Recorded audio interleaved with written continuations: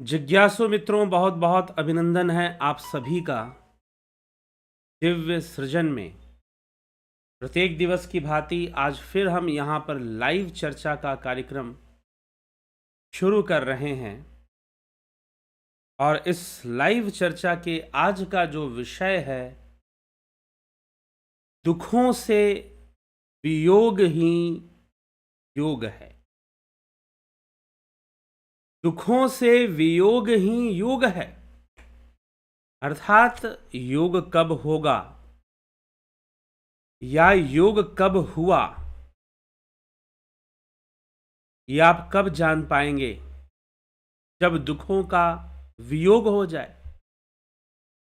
अब योग और वियोग का क्या अर्थ है? योग और वियोग, योग मतलब जुड़ना, एक होना। वियोग मतलब अलग अलग हो जाना, डिवाइड हो जाना, अलग अलग दिखाई देना। दुखों का वियोग ही योग है। जब दुखों का कोई योग जीवन में ना बने, कोई संयोग ना बने, संयोग का अभाव हो जाए, तो मात्र सुख ही तो बचेंगे। लेकिन भगवान कृष्ण कहते हैं कि नहीं, जब दुखों का कोई संयोग नहीं होगा तो योग होगा। बड़ी विचित्र सी बात है, सुनने में लग रही है। अर्थात आपके जीवन में कोई दुख ना आए तो समझिए कि आप योगी हैं।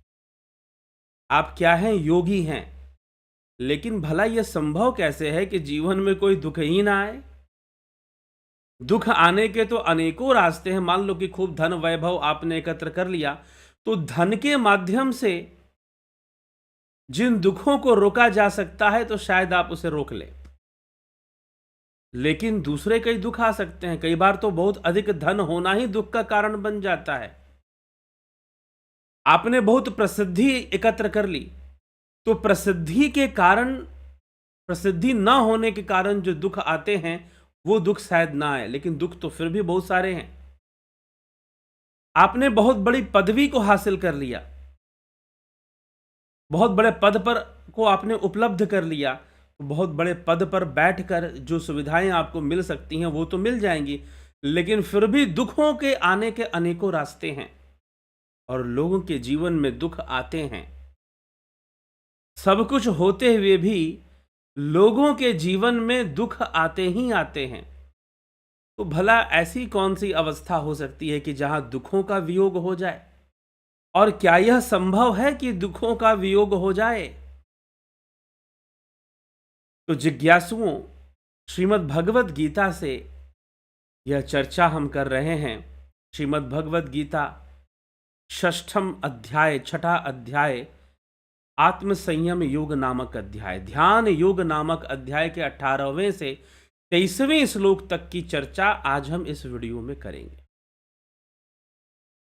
इस व्याख्यान में हम सुनेंगे।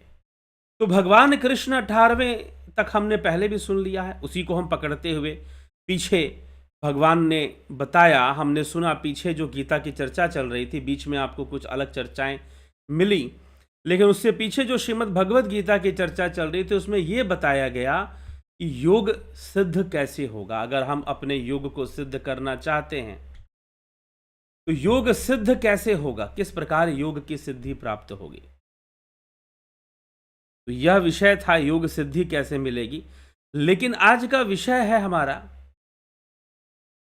कि दुखों का वियोग होना ही योग है। तो कैसे है, हम चर्चा करते हैं। 18वें श्लोक में श्री भगवान कहते हैं, यदा विनियतम चित्तम आत्मनेव वावतिष्ठते निस्पृह सर्वकामेभ्यो युक्ता इत्युच्यते तदा विनियतम, वश में किए हुए चित्त जिस काल में अपने स्वरूप में स्थित हो जाए, मतलब आत्मा में ही स्थित हो जाए, आत्मनि एव अवतिष्ठते, सर्व कामेभ्य निस्पृह, संपूर्ण पदार्थों से निस्पृहा, अनासक्ति हो जाता है, उस काल में योगी कहलाता है।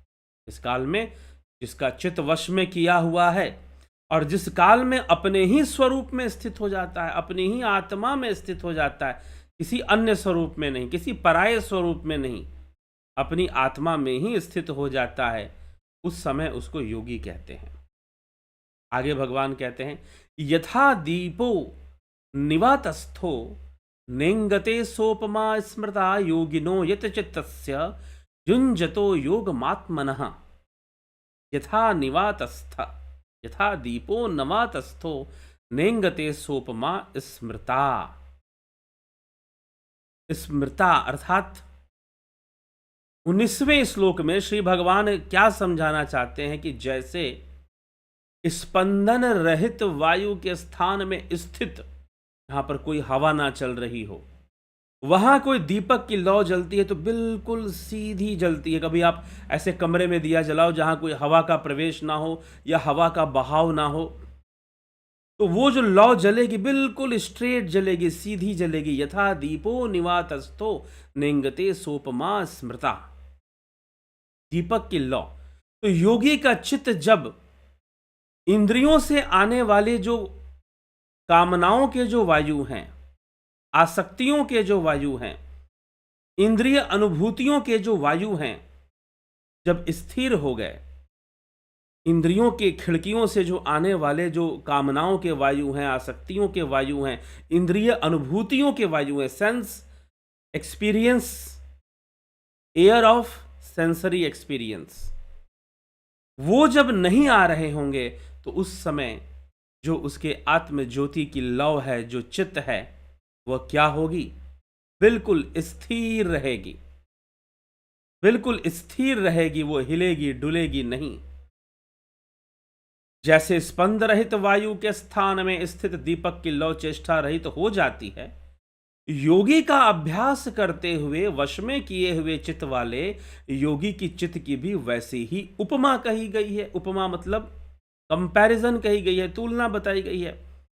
योगी का चित्त जिस योगी ने सिद्ध कर लिया अपने आप को, जो सिद्धि की ओर आगे बढ़ चुका है, छोटी मोटी बातों से ऊपर उठ चुका है, तो जो योगी अपने चित्त को सिद्ध कर चुका है, उसके चित्त की अवस्था कैसी होती है?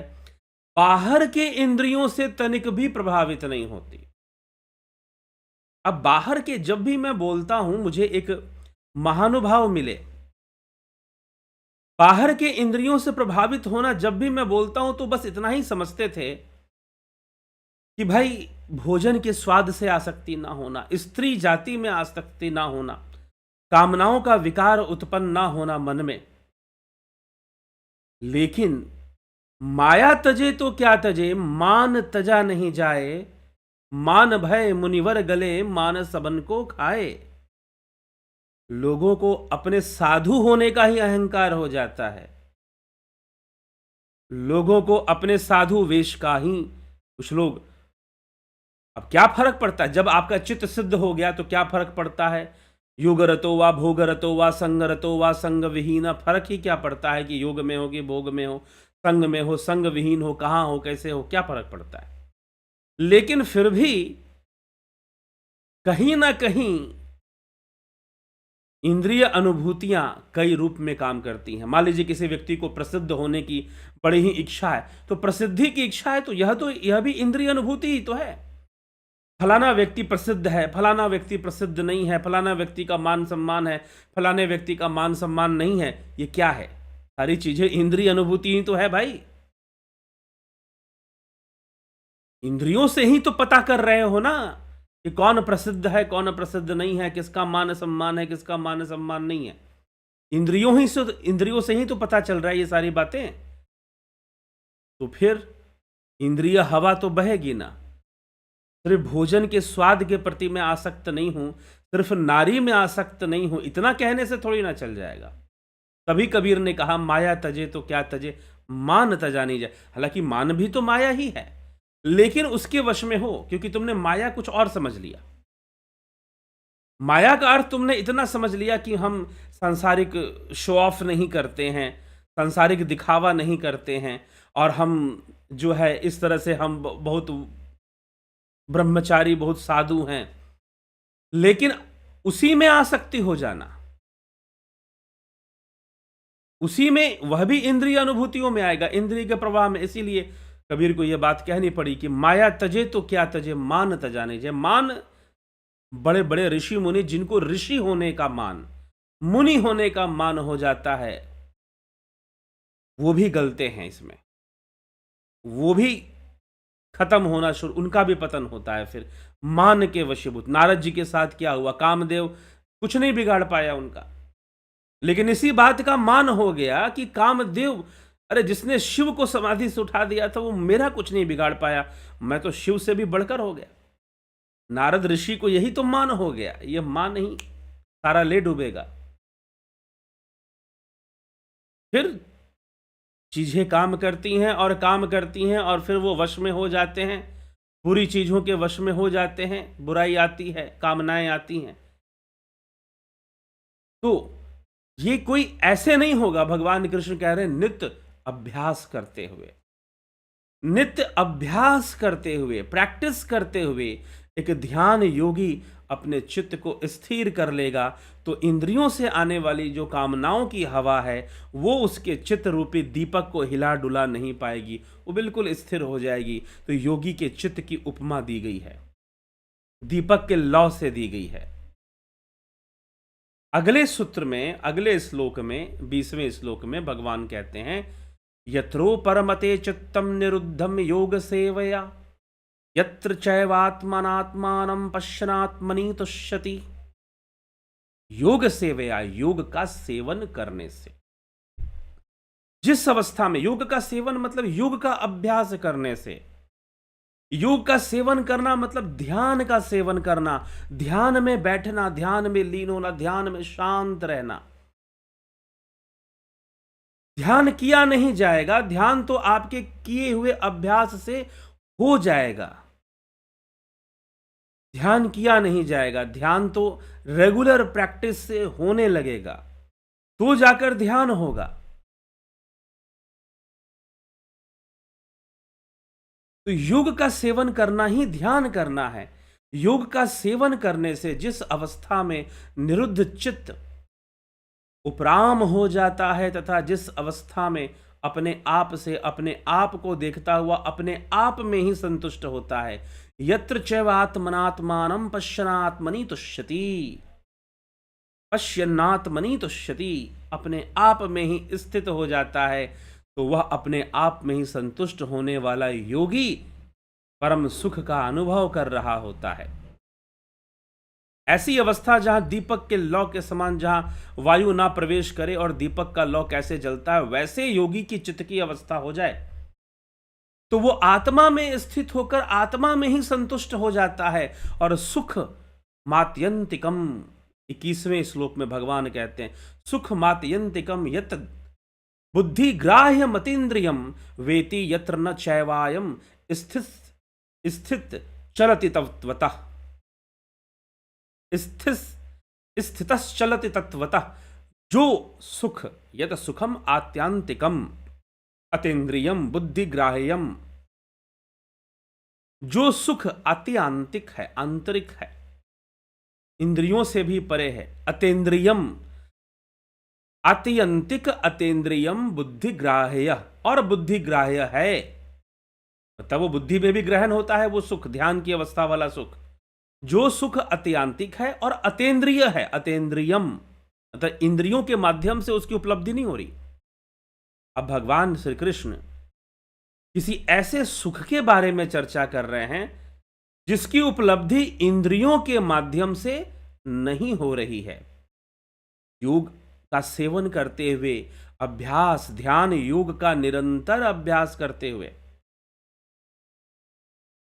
योगी एक ऐसी अवस्था में पहुंचता है कि उसका चित्त दीपक के लौ के समान, ऐसे दीपक का लौ जो कि जहां कोई वायु का स्पंदन नहीं है तो बिल्कुल सीधा जलता है, योगी का चित्त भी वैसा हो जाता है। और वैसी अवस्था में वह योगी अपनी ही आत्मा में ध्यान लगाता हुआ, अपनी ही आत्मा में स्थित होता हुआ, अपनी ही आत्मा में संतुष्ट होता है, संतुष्ट होता है। और फिर वही योगी जो इंद्रियों से परे, अतेंद्रियम, जो इंद्रियों से परे, जो बुद्धिग्राह्यम, और आत्यंतिकम, जो अत्यांतिक, जिसका कोई अंत ना, अतेंद्रिय,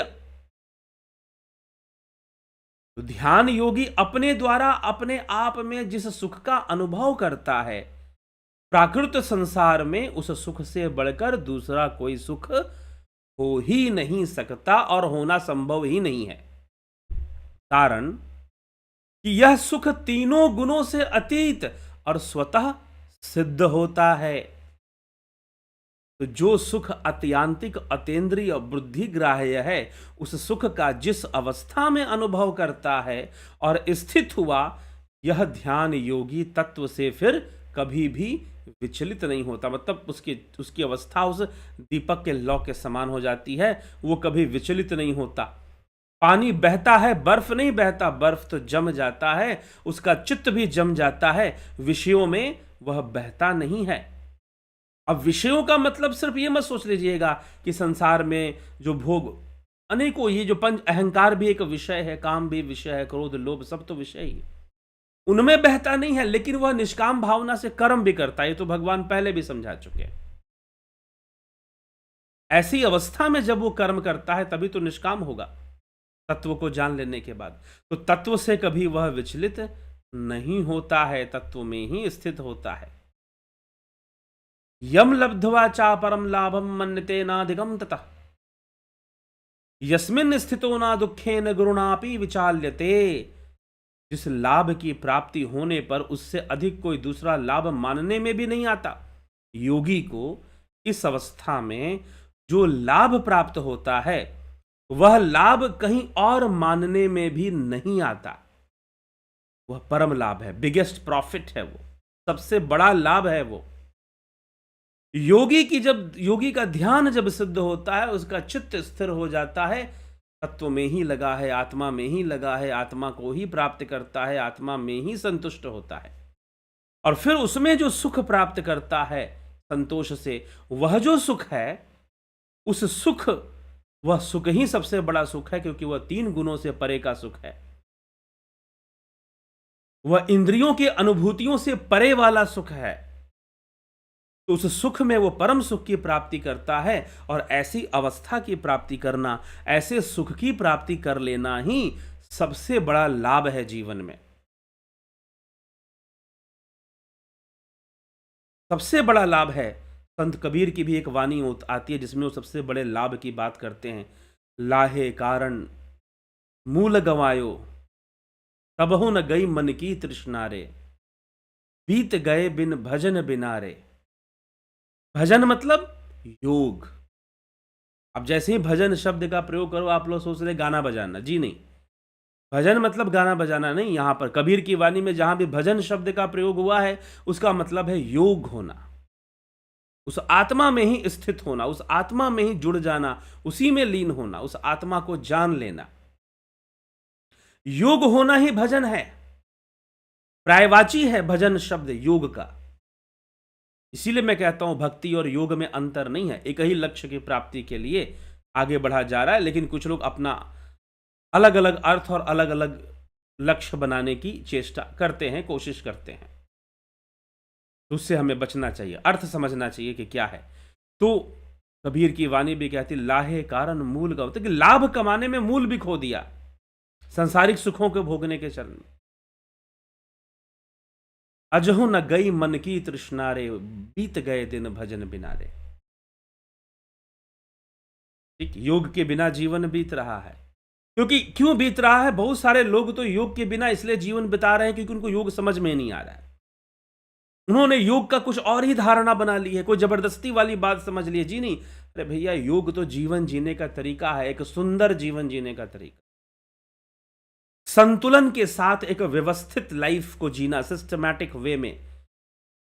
एक मैनेजमेंट है, योग एक लाइफ मैनेजमेंट है।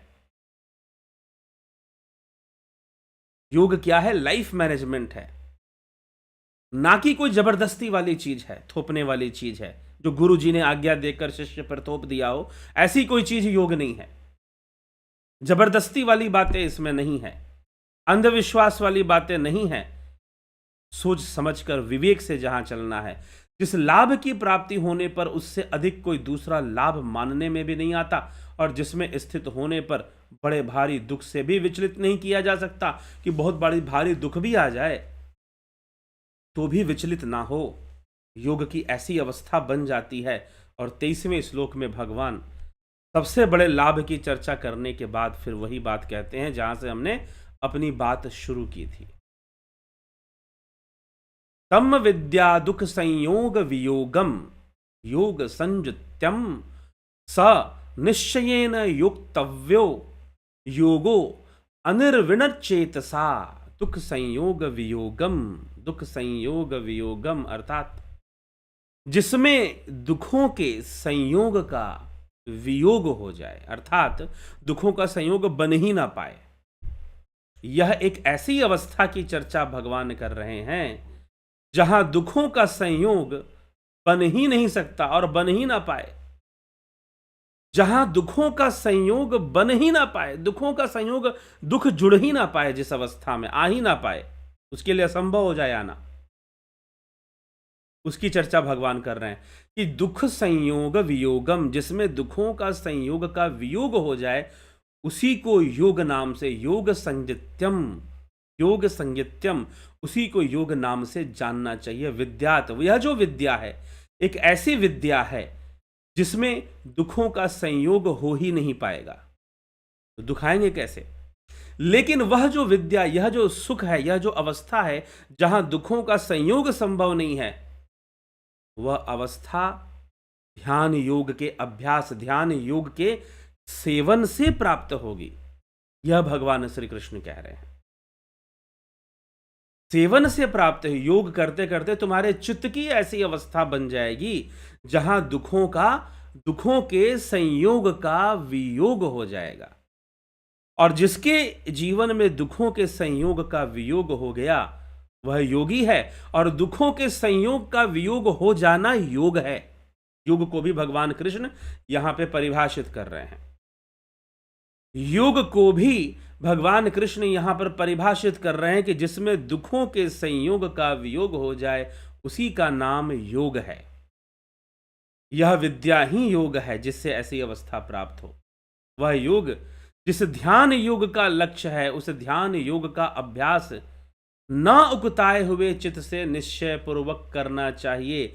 मतलब न उकताए हुए, अनिर्विण चेतसा, मतलब कि कोई संशय ना हो, संशय रहित, संशय मुक्त होकर उस ध्यान योग का अभ्यास निरंतर करते रहना चाहिए। उस ध्यान योग का अभ्यास निरंतर करते रहना चाहिए, ये बात है। संशय रहित, विदाउट एनी डाउट, नो, कोई डाउट नहीं होना चाहिए। उस ध्यान योग के मार्ग पर चलोगे तो एक ऐसी अवस्था प्राप्त होगी जो बिल्कुल स्थिर है, जो सुखमय है, आत्मा में ही आत्मा में संतुष्ट है।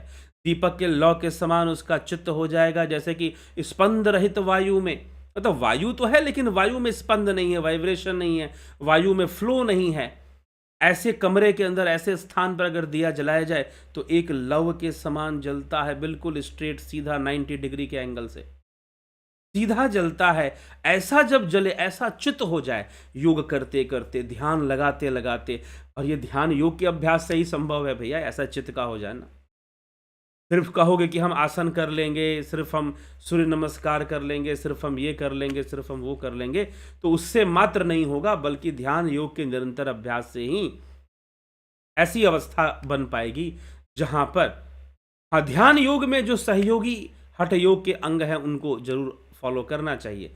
तो ध्यान योग से जब करोगे तो चित्त की ऐसी अवस्था बनेगी जिसमें दुखों का संयोग हो ही नहीं पाएगा,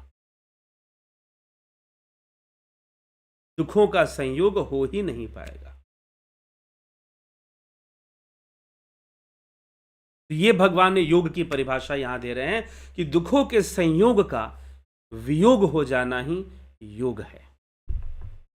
और ऐसा योग योगी को धारण करना चाहिए। उस ध्यान योग का अभ्यास बिना उकताए, बिना डाउट, बिना चंचल मन के निश्चय पूर्वक करना चाहिए। उसे प्रैक्टिस करना चाहिए, अभ्यास करना चाहिए, उसे अभ्यास करना चाहिए। तो दुखों का वियोग, ऐसी जो अवस्था बनेगी, वो जो सुख प्राप्त होगा जो 3 गुणों से भी परे है, उस सुख में क्या होगा फिर? उस सुख में क्या होगा? उस सुख में सांसारिक दुखों का पूर्णतः वियोग बन जाएगा, वहां सांसारिक दुखों का संयोग बन ही नहीं पाएगा। और जब बन ही नहीं पाएगा तो आप सुख में लीन हो जाएंगे। नहीं तो उससे पूर्व, उस अवस्था से पहले, उस अवस्था से पूर्व तो दुख आएंगे। अब चाहे कोई बाबा जी आपको गारंटी दे दे कि मैं सारे दुखों को बेटा दूर कर दूंगा, आ जाओ, सारे रहस्य बता दूंगा और सारे दुखों को दूर कर दूंगा। दुनिया ऐसे ना जाने कितने बाबा जी लोग हो चुके ऐसे बाबा जी लोग कितने। अगर वो सही होते तो शायद संसार का सारा दुख तो खत्म ही हो जाना चाहिए था अब तक, लेकिन नहीं। तो इसीलिए, और श्री कृष्ण भगवान भी यही उपाय, श्री कृष्ण भगवान कोई गोली नहीं दे रहे हैं कि बेटा आजा मैं तेरे सारे दुखों को दूर कर देता हूं, अभी क्षण में सारा सब कुछ दूर हो जाएगा। नहीं, अर्जुन से भी कहा जा रहा है तुझे अभ्यास करना पड़ेगा। अभ्यास से न तू कौन थे वैराग्य ने चग्रियते, कि तुझे अभ्यास कर, दूसरा कोई विकल्प नहीं, दूसरा कोई उपाय नहीं। कि तो ध्यान योग में चित्त की ऐसी अवस्था को प्राप्त हो जा जो बिल्कुल शांत, दीपक के लौ के समान बिल्कुल स्थिर हो जाए। फिर तुझे दुखों का वियोग उसमें हो ही नहीं पाएगा, उस अवस्था में दुख प्रवेश ही नहीं कर पाएंगे। तो तू हमेशा आनंद और सुख में ही तो रहेगा ना। इससे बड़ा सुख भला क्या हो सकता है। इसलिए विचार करने का यह विषय है, और यही परिभाषा योग का यहां पर भगवान दे रहे हैं कि दुखों के संयोग का वियोग हो जाना ही योग है।